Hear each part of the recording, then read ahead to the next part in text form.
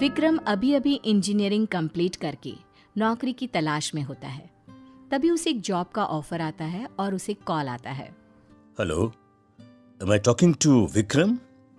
Yes sir, मैं एक construction company से बोल रहा हूँ। हमें आपकी प्रोफाइल बहुत पसंद आई है। क्या आप हमारे साथ काम करना पसंद करेंगे? व्हाई नॉट सर, अब मैं तो इंतजार ही कर रहा था। Sure sir.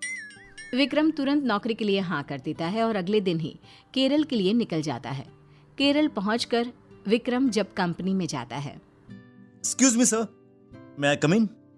Oh yes yes, please have a seat. Vikram बैठ जाता है। फिर मैनेजर विक्रम को बताता है। देखिए, बात ऐसी है कि पुराने शमशान को हमारी कंपनी ने खरीद लिया है और वहां एक फैक्ट्री सेटअप करनी है। ये काम बहुत चैलेंजिंग है और आपके प्रोफाइल को पढ़कर पता चला कि आपको चैलेंजेस बहुत पसंद है, इसलिए आपको सिलेक्ट किया गया है। You are right sir, I want challenges. Vikram site देखने निकल जाता है। वहां उसे पता चलता है कि उसे रात में भी वहीं रहना होगा। ओह, मेरे रहने का इंतजाम भी यहीं पर किया गया है। अच्छा है, कोई बात नहीं, मैं तो अकेला हूँ, कहीं भी रह सकता हूँ। विक्रम खा पी कर वहीं पूरे कब्रिस्तान में घूमता है। शाम होते ही उसे कुछ अजीब अजीब सा महसूस होने लगता है। वहां उसके साथ प्रमोद और कुछ लेबर भी रहते हैं। वो उनसे कहता है, यहाँ बहुत नेगेटिविटी लग रही है मुझे। अरे ओ भाई, ये कोई मामूली जगह थोड़ी है, शमशान घाट है भाई, शमशान घाट। पता नहीं ये कंपनी वालों को ऐसा क्या सूझा जो ऐसी जगह पसंद कर ली। अरे भाई, डरने का क्या इसमें है? इसमें डरने जैसी कोई बात नहीं है। जिस पे ऊपर वाले का हाथ हो उसके साथ कुछ नहीं हो सकता है। अरे मालूम होता है कि मजबूत दिल वाले हो तुम, हैं भाई? मुझे तो इस जगह से ही डर लगता है। पापी पेट के लिए ये सब करना पड़ता है और कुछ नहीं। प्रमोद और विक्रम एक ही कमरे में सोते हैं और 4-5 लेबर उनके ठीक बगल के कमरे में सोते हैं। ये नींद तो मुझे आ नहीं रही है। चलो जरा जाकर देखता हूँ कि यहाँ पर लोग इतना डरते क्यों हैं। ऐसा क्या है इस जगह में? विक्रम उठकर कमरे से बाहर निकलता है तो उसे किसी के रोने की आवाज सुनाई देने लगती है। रोने की आवाज से उसका मन विचलित हो जाता है और बहुत ढूंढने पर भी उसे वहां कोई दिखाई नहीं देता। वो भागते हुए लेबरों के कमरे में जाता है। यहाँ पर सब कुछ सही है, सब सो रहे हैं, फिर ये किसके रोने की आवाज थी? विक्रम कमरे से बाहर आता है। तब एक काली बिल्ली उसे घूरती रहती है और भागकर एक पेड़ पर बैठ जाती है और म्याऊ म्याऊ करने लगती है। फिर विक्रम को उसी पेड़ पर एक औरत दिखाई देती है। बिल्ली उस औरत की गोद में जाकर बैठ जाती है। देखते ही देखते वो औरत गायब हो जाती है। विक्रम को कुछ समझ में नहीं आता। दिन के 4 बज जाते हैं और विक्रम सो जाता है। अगले दिन वो ये सारी बातें प्रमोद को बताता है। अरे भाई, अरे मैं नहीं रहूंगा यहाँ। अरे नहीं तो मुझे हार्ट अटैक आ जाएगा भैया। अरे यार, मैं हूं ना तेरे साथ, तू अकेला नहीं है। अगली सुबह विक्रम अपने काम में जुट जाता है। फिर प्रमोद को पता चलता है कि निखिल, जो कि एक लेबर है, उसकी मौत हो गई है। वो विक्रम को तुरंत ये खबर देता है। अरे नहीं नहीं विक्रम भैया, पुराने लोग सही कहते हैं। अरे ऐसी जगहों से दूर ही रहना चाहिए। निखिल की मौत हो गई ना, किसी को भी नहीं पता चला वो कैसे मरा। बाकी मजदूरों का कहना है कि यहाँ रूहें घूमती रहती हैं। लेबर लोग बोल रहे थे कि वो लोग यहाँ से चले जाएंगे। जिसको जाना है वो जाए, मैं इन सब में विश्वास नहीं करता हूँ। मैं इस प्रोजेक्ट को पूरा करके ही यहाँ से जाऊंगा।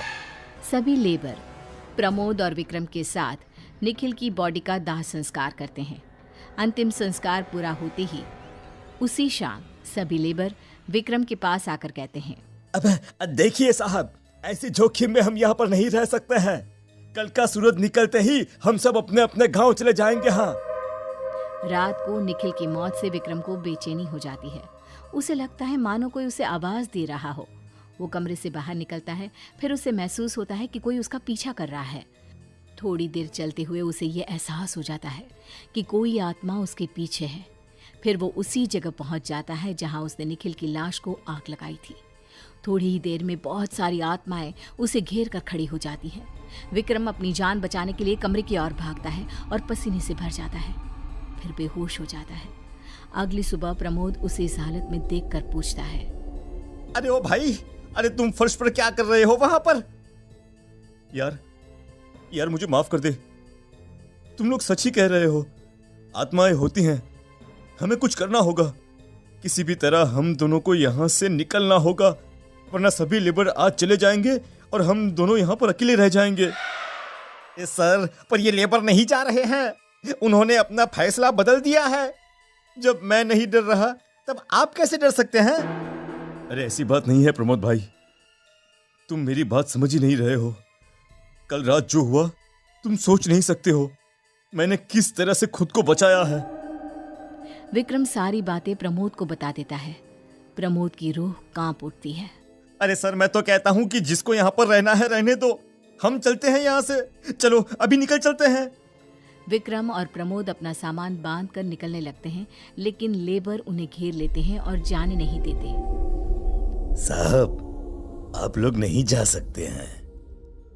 अरे भैया, हम तो जा रहे हैं, जिन्हें मरना है वो मरे यहाँ पर। हम तो कब के मर चुके हैं साहब, अब क्या मरेंगे? मरने की बारी अब तुम लोगों की है। इतना कहते ही सारे लेबर भूत प्रेत में बदल जाते हैं। अरे मेरे लेबर कहाँ गए? इन लोगों को हमने कल ही मार दिया था। ये जगह हमारी है, तुम इस जगह को हमसे छीन नहीं सकते हो। भूत प्रेत विक्रम और प्रमोद को घेर कुत्ते की तरह उनकी बोटियां नोचने के लिए उतावले रहते हैं। सब मिलकर प्रमोद के ऊपर चढ़ जाते हैं। प्रमोद चीखता चिल्लाता है, लेकिन विक्रम कुछ नहीं कर पाता। अरे मुझे छोड़ दो भाई, अरे मेरे छोटे छोटे बच्चे हैं, अरे उनका क्या होगा? अरे छोड़ दो भाई मुझे। भूत मिलकर उसे मार देते हैं और विक्रम ये देखकर मन में सोचता है, मरना तो है ही, क्यों न डरने की बजाय खुद को बचाने की कोशिश कर लूं। विक्रम एक सांस में भागता हुआ अपने कमरे में जाता है और शिवलिंग को अपने हाथ में लेकर बाहर आता है। शिवलिंग को देखकर पीछे हट जाते हैं। जय महाकाल, अब तुम लोग मेरा कुछ नहीं बिगाड़ सकते हो। भूत प्रेत के राजा मेरे साथ हैं। जय महाकाल। विक्रम स्मशान से बाहर निकलकर भाग जाता है और सीधा मैनेजर के पास जाकर उसे सब कुछ बता देता है। सारी बातें सुनकर कंपनी वाले उस जगह को छोड़ देते हैं, जो वापस एक श्मशान की तरह काम आने लगती है।